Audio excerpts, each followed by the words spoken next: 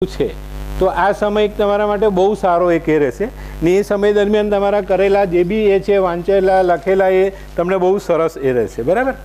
હવે વાંચતી વખતે પેલી મમ્મી સવારમાં ઉઠીને કહી કે ચાલ બેટા તું વાંચ, હું તને ચા બનાવી આપું, કોફી બનાવી આપું બરાબર। એ થર્મોસ ભરીને એને મૂકી દઈ ને પેલો દીકરો જરાક આમ તેમ થયો, બે ઘૂંટડા માર્યા, આમ કર્યું તેમ કર્યું, એ બધી વસ્તુ બંધ કરો।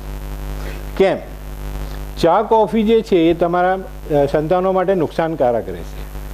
હવે જ્યારે એ ભણે છે, એ વાંચે છે કે કંઈક બી એનું જે કાર્ય કરે તેના માટે એને ફોર્સ જરૂરી છે। તો લાલ કિતાબ એમ કહે છે કે ભાઈ મંગલ ને કેતુ શેર કી નસલ કા કુત્તા, કૂતરો પણ વાઘ જેવો। તો એના માટે આપણે શું કરવું જોઈએ? તો એક સિમ્પલ વસ્તુ છે, ગરમ પાણી બનાવો, ખાસું ગરમ, આમ પેલો ચુસ્કીથી પી શકે એમ નહીં, એમ પેલું શરબતની જેમ પી જાય।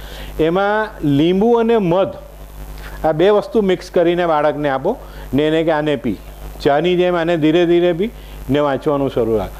જો તમારું બાળક ન ઊંઘશે, ન એને કંટાળો આવશે ને એનો ફોર્સ જે અંદરથી નીકળશે એ ભણવા માટે એ 1.5 કલાકની જગ્યા પર 2.5 કલાક વાંચી લખી શકશે બરાબર। આ મા બાપો યાદ રાખો, ચા કોફી છોકરાઓ માટે નુકસાનકારક રહેશે બરાબર।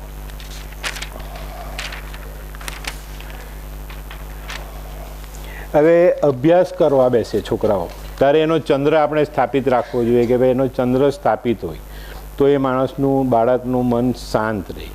તો એક પાણીનો લોટો, તાંબાનો હોય તો વધારે સારું, તાંબાનો લોટો ભરીને એ જે રૂમમાં ભણે છે રૂમમાં એક કોર્નર પર સ્થાપિત કરો। ચંદ્ર સ્થાપિત કર્યો મંગલની સાથે, તાંબાનો લોટો મંગળ અને ચંદ્ર, પાણી, દુનિયાનું પાણી એટલે ચંદ્ર, એને સ્થાપિત કર્યો તો આ વસ્તુ આપણે મન શાંત કરશે બરાબર। તો આ ખાસ રાખજો એના માટે। હવે ઘણાને એવું છે કે ભાઈ મારે તો ભણવું જ નથી, ભણવાનું મન જ નથી, તેનો ઉપાય બી લેવા આવે છે મા બાપ મારી પાસે કે સાહેબ હવે આને તો કંઈ છે જ નહીં, પેલો સ્કૂલે બી નથી જવાનું, ના કે કોલેજ જવાનું કે ને પિક્ચર જોઈને આવે છે બરાબર। તો હવે આના માટેનો શું ઉપાય કરવો જોઈએ? તો ભાઈ આના માટે કોઈ સુદ પક્ષમાં પહેલા ગુરુવારે વડના 5 પાન, સાંજે 5:30 થી 5:30ના સમયમાં 5 વડના સારા પાન તોડી લાવો, 5 અલગ અલગ જાતની મીઠાઈ અને 10 નંગ એલચી। 5:30 પહેલાં પાન તોડી લાવ્યા, પાણીથી ધોઈને તૈયાર રાખો, 5 મીઠાઈના ટુકડા અને 10 એલચી। 6:30 વાગે કોઈ સરસ પીપળાના ઝાડ નીચે જાઓ, 5 પાન ગોઠવો, એની પર એક એક ટુકડો મીઠાઈનો મૂકો ને 2 દાણા એલચીના, 5 દૂ 10 એલચી, 5 પાન પર 5 મીઠાઈના। આટલું મૂક્યા પછી હાથ જોડીને કહો કે ભાઈ સારી રીતે હું ભણી શકું, સારી શિક્ષા મળે, મને સફળતા મળે અને હું સારી રીતે એ થાઉં। આ કરે બાળક, ના કહે છે મા બાપ કરો, નાના સંતાન છે મા બાપ કરે। જો તમને એવું સરસ રિઝલ્ટ મળશે, એટલું સરસ છોકરાઓ ભણશે ને એટલું શાંત મને ભણશે કે તમારી જે પેલું રોજની જે બૂમાબૂમ ને આતે છે ને એ બધું બંધ થશે।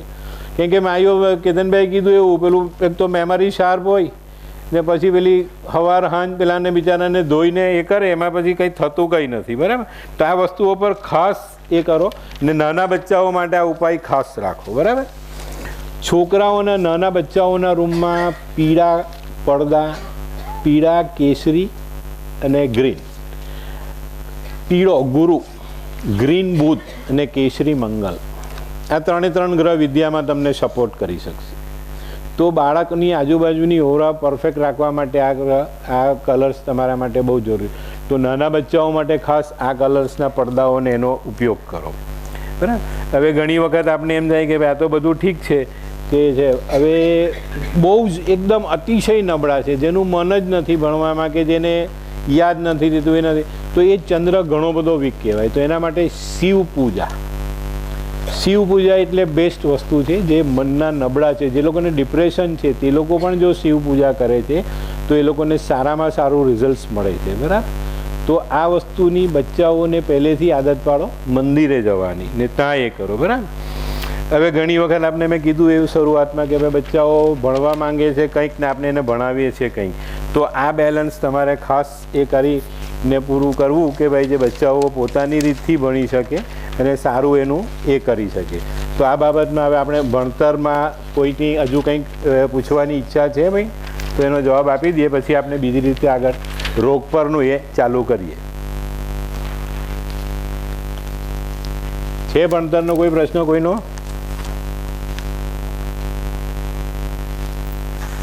કદાચ ક્યાંક કોઈને સંકોચ થઈ રહ્યો છે. સંકોચ નહીં રાખતા, પૂછી લો. કેતનભાઈ બી હજુ હાજર જ છે કે એમનામાં એમને લાયક કોઈ પ્રશ્ન તો એ બી જવાબ આપી દેશે તમને. બોલો. માઇક એક મિનિટ. હા, તો મેં કીધું ને તમને, એના ઉપાયો કરો, એના શિવની પૂજાનું એનું એ કરાવો, એને બધું એનું મન શાંત થશે ને થશે. એને કેમ બેટા ઊભી થા, કેમ નથી ભણવું તારે? કેમ?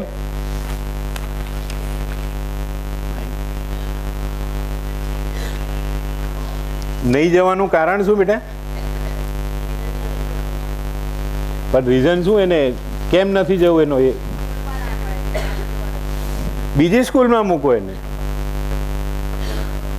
હે? સ્કૂલ નહીં ગમે, સ્કૂલ નથી ગમતી, બીજી સ્કૂલમાં એડમિશન અપાવો એને. હવે 3 મહિના એનું સેમેસ્ટર વર્ષ પૂરું થવાનું છે, વચ્ચે તો કોઈ ના બદલે ને, એટલે આખો વર્ષ એનો બ્રેક થવાનો. એને સમજાવો તમે વડીલો તરીકે કે ભાઈ આ રીતના 3 મહિના કરી દે, પછી બીજી સ્કૂલ ડાયવર્ટ કરી આપશે. બેટા ભણી લે, અડધુરું છોડીને તને શું મળવાનું છે? અચ્છા, સ્કૂલ કેમ નથી ગમતી? કોઈ પ્રોબ્લેમ છે? તો બીક લાગે છે, કઈ ડર છે? ડર છે. મનમાં ને મનમાં મૂંઝાશો તો તકલીફનું સોલ્યુશન નહીં મળશે. જે તકલીફ હોય તે કહી શકો છો. એનું સ્કૂલ કારણ નથી હશે ગમતી ને? બેટા, પણ સ્કૂલ નથી ગમવાનું કારણ શું? ત્યાં કોઈ તને ટીચર પરેશાન કરે છે કે તું કંઈક સબ્જેક્ટ નથી ક્લિયર કરી શકતી, તને આવડતું નથી? હમણાં કેતનભાઈ વસ્તુ બતાવી કે આ વસ્તુ છે, છેલ્લે ડરમાં પરિણામે જ છે ને એ વસ્તુ તારામાં થઈ બિલકુલ ડર રહી છે. રાખ્યા વગર કહી શકો છો. જે બી હોય બેટા તારા મનમાં બોલ. જો આ કેતનભાઈ બી બેઠા છે.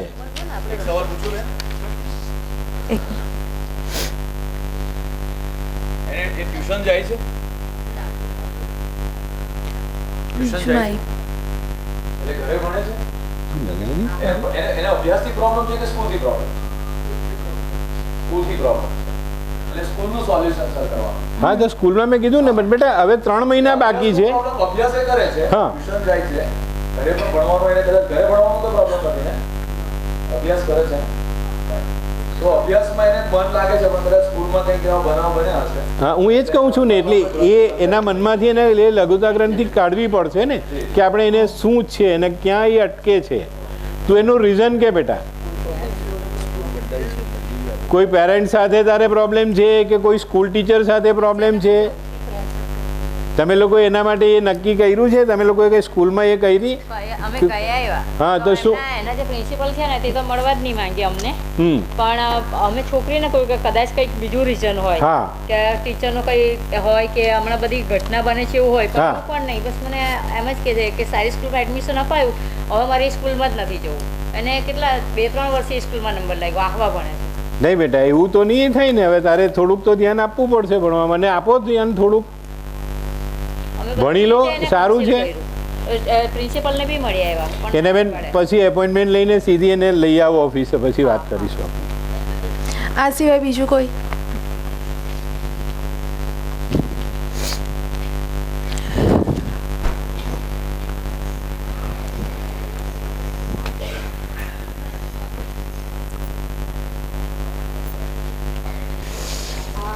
મારું બાળક અહીંયા નથી, એ હોસ્ટેલમાં ભણે છે, તો એના માટે મારે શું કરવું જોઈએ?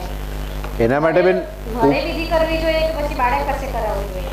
વિધિ બાળક કરે તો બહુ સરસ છે બેન. પણ એકચ્યુઅલી ત્યાં એની પાસે અવેલેબલ તો કંઈ નહીં હોય ને. તો તમે કરો, મેં કીધું ને હમણાં તમને ઉપાય તમે આપ્યા ને, તમને મા બાપ માટે બી ઉપાય કીધો, એ ઉપાયો કરો તમે. એટલે અમે કરીએ તો વાંધો નહીં. હાજી હાજી, ચોક્કસ. ને આ ગરમ પાણીને એકચ્યુઅલી એવું તો એને ત્યાં રાતે તો કશું મળી નહીં શકે. થર્મોસ ભરીને રાખે ને, કેમ નહીં મળે? રાતે લગભગ 10 વાગ્યા સુધી એનું રસોડું. હા, પણ 10 વાગે થર્મોસ ભરી લે, મધ ને લીંબુ એના રૂમમાં રાખે. બહુ સરસ વસ્તુ છે, તમે કરી જુઓ એક વખત. તમે જાતે એક દિવસ ઉજાગરો કરીને પી લો એટલે તમને ખ્યાલ આવશે કે ભાઈ હું કેટલી વાર જાયગી. Thank you.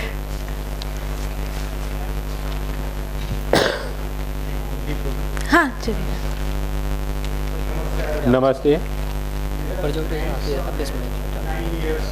या હા જી ના વાંધો નહીં.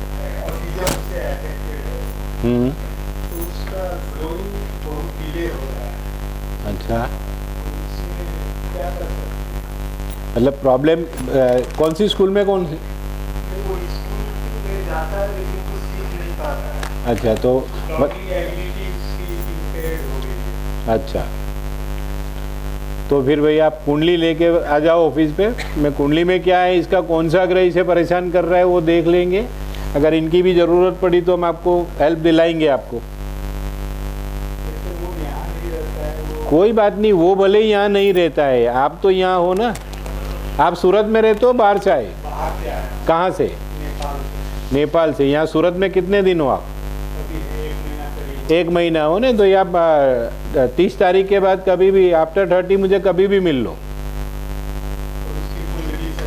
हाँ कुंडली नहीं है तो बर्थ डेट, बर्थ टाइम और बर्थ प्लेस, ये 3 चीज़ आप परफेक्ट लेके आओ, मैं आपको बता दूंगा. काफ़ी हेल्प होगी आपको. ओके. એ સિવાય બીજા કોઈનો પ્રશ્ન? આમાં જેટલા તમે એક્ટિવ રહેશો તો જ મજા આવશે. બધાના બાળકો ભણતા હશે, બધા એવું ઈચ્છતા હશે કે બોર્ડની પરીક્ષા નજીક છે, એપ્રિલ મહિનામાં પણ એક્ઝામ્સ આવશે, તો ટોપ આપણા બાળકો કરે તો કોને ન ગમે? જે આંગળી નહીં ઊંચી કરશે તો હું તો એવું જ માનીશ કે એ લોકોને નહીં ગમે કે એમના બાળકો ટોપર્સ બને.